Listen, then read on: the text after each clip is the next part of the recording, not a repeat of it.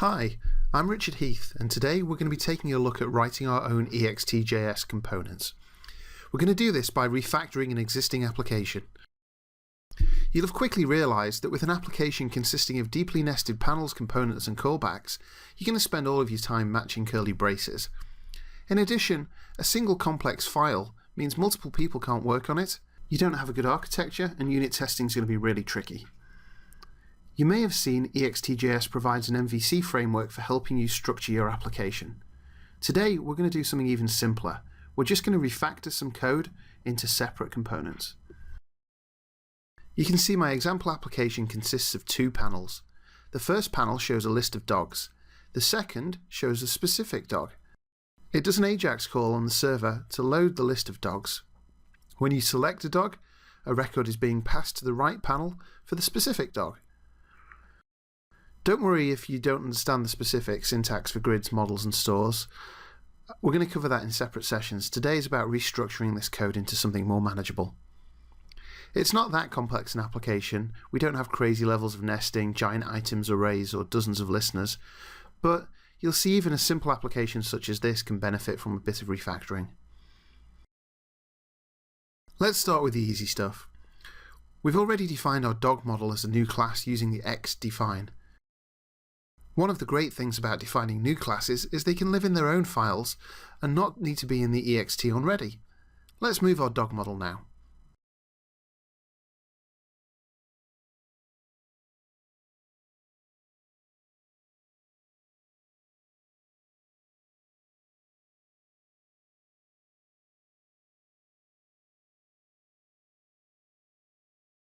It's usually best practice to namespace your classes as you would in Java or other programming languages.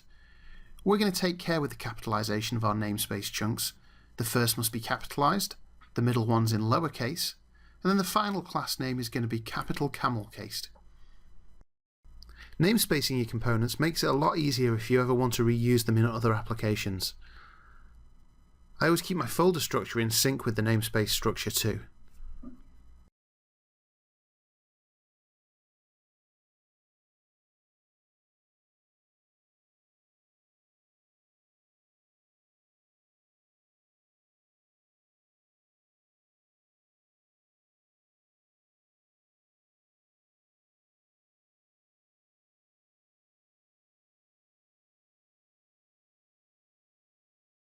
Let's finish by updating the store to use the new namespace for the model.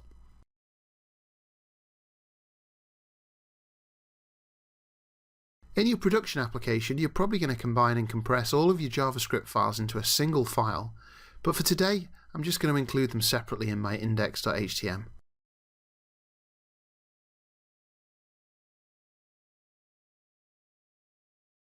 Now let's move our grid into its own component. I'm going to create a new file for it. Create the new class with Ext define.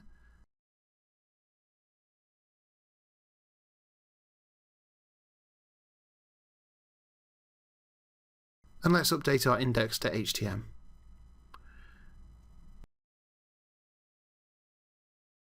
Now let's move the config for our grid over to the new class.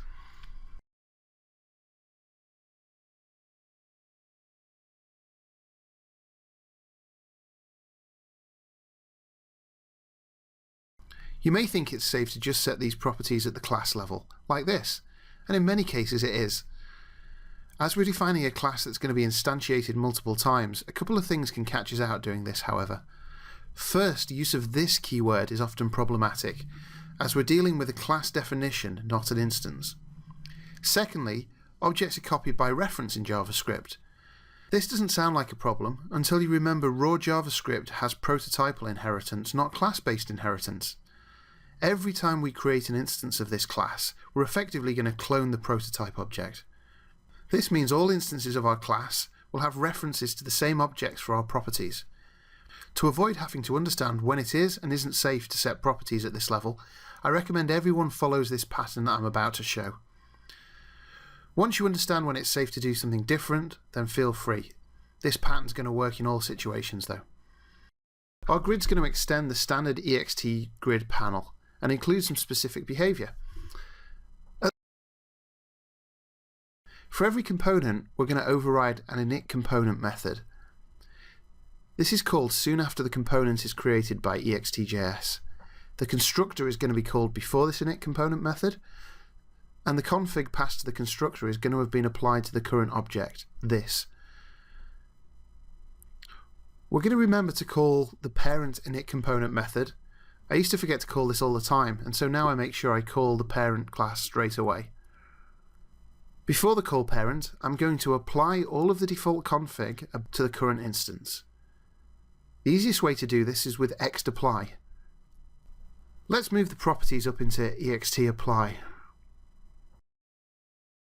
As we're now doing this in an instance of the class, the earlier issues with the this keyword and keeping references to objects go away. I can see we've got a flex in the config here. As this relates to the hbox layout in the viewport, we should probably move this back up to the viewport.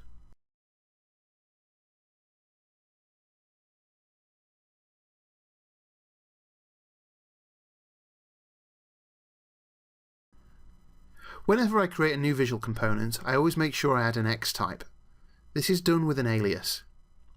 The widget dot prefix in the alias value means it's an Ext type. Don't ask why it isn't Ext type dot, I've no idea. I also like to prefix my Ext type with a specific app name, so I can mix components later if needed. Even though my component already has dog in its name, I'm going to do this here. Not every component we're going to write will have dog in its name. By prefixing it, it's just going to avoid any collisions. The second thing I do for every component is add a class for styling the component with CSS. I also like to use my application prefix. It's a really bad idea to change the attributes for the built-in Ext JS classes, such as xpanel. If you do this, it's going to impact all uses of the component in your application. If anyone else includes your widgets and CSS, it's going to impact their application too. As we've added our own class, we're now going to be able to use this in our style sheet. I realise in most cases your widgets aren't going to be included in other people's applications, but it doesn't hurt to get used to these best practices now. One thing I never do is put an ID in the definition of a class. If you do this, you're effectively limiting yourself to only creating a single instance of the class. Even if that sounds fine, it can cause issues during testing. If you must have an ID, make sure you add it to the config when you create an instance of its class, or better still, use an item ID. Now let's get back and create our grid with the new Ext type.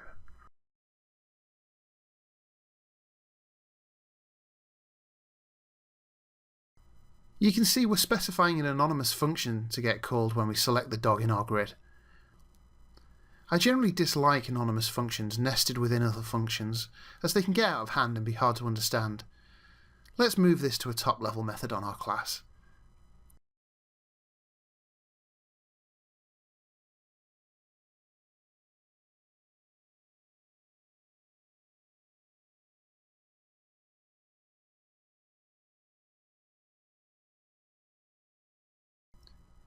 We've not been documenting our classes so far, but now's probably a good time to start. Let's annotate this method as being private using the same syntax you'll see in the Ext JS classes. I generally prefer the .onStyle listener for events I'm going to handle in my class, rather than the listener's object style here. Let's switch over. Before we move on, I'll give one warning. Don't try and work directly with the DOM elements in init component. It's important to note that our class will have not been rendered at the end of the init component. In fact, it might not get rendered for seconds or even minutes. For example, if this grid was on the second tab of a tab panel, and it was set to defer rendering until the tab is shown, then the component could be initialized but not rendered.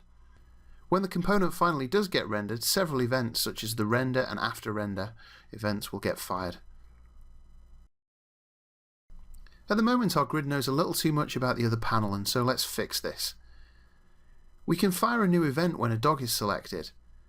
We can then move the logic that wires them together up to the location where both panels are created. So here's the new event.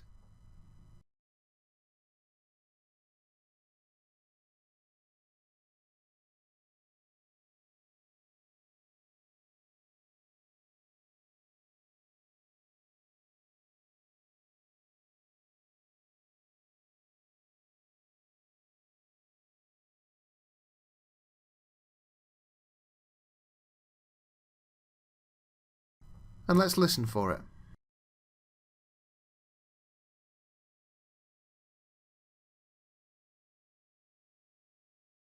This is overkill in this situation as the handler doesn't do anything except raise the event, but I wanted to illustrate how to do this, as creating your own events is often key to reducing coupling. In our dog grid, we can also simplify the init component method by moving some config out into other class level methods or properties.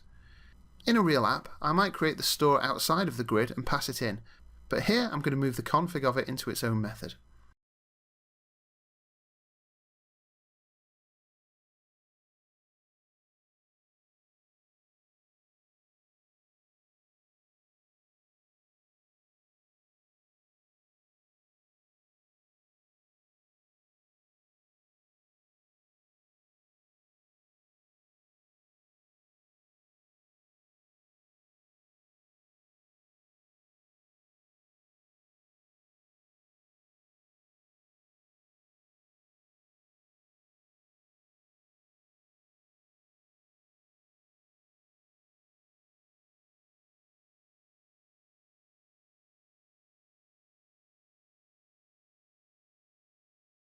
We're done with our dog grid now and it's looking pretty simple.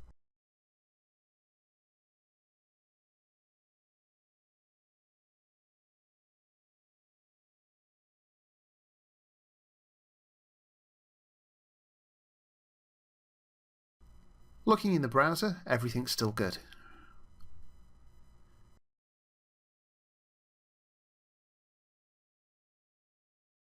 We now need to repeat this for our second panel. Define a class,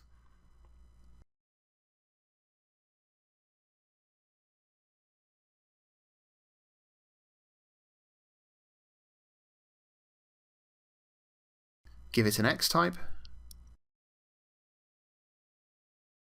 give it a class for styling, init component, remembering to call parent, move the config into an Ext apply,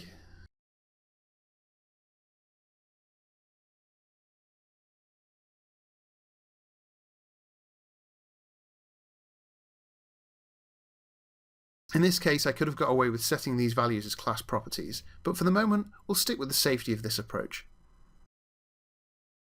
Now I can create an instance of my class with the new Ext type.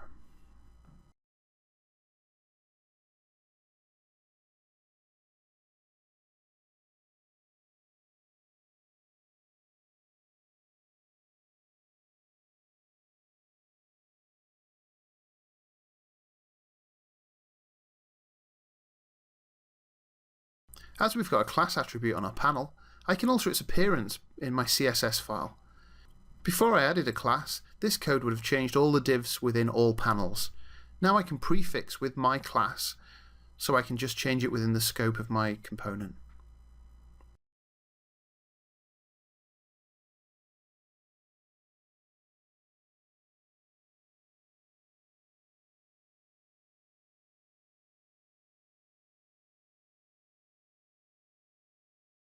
For my fourth class, I'm going to extend viewport and clean up the layout and wiring of my application. Define,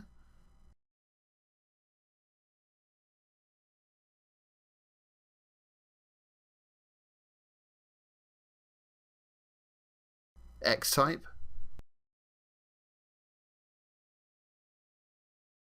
class,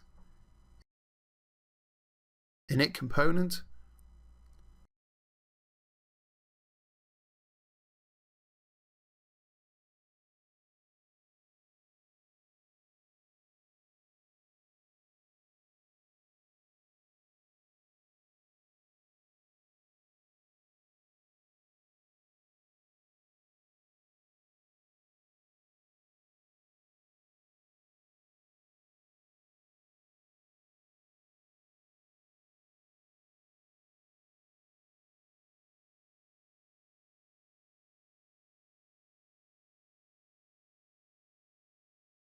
pull handlers to the top level.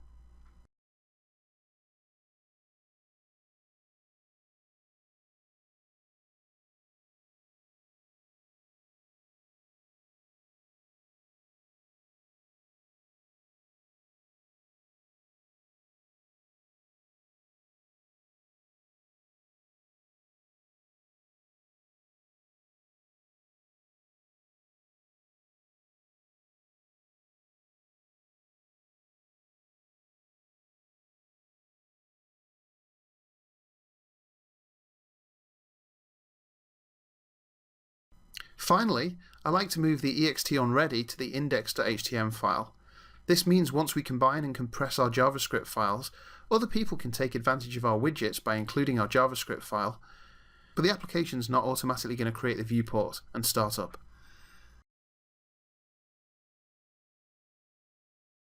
So there we have it. One block of hard to maintain code has been converted into 4 very simple, loosely coupled classes with much less nesting.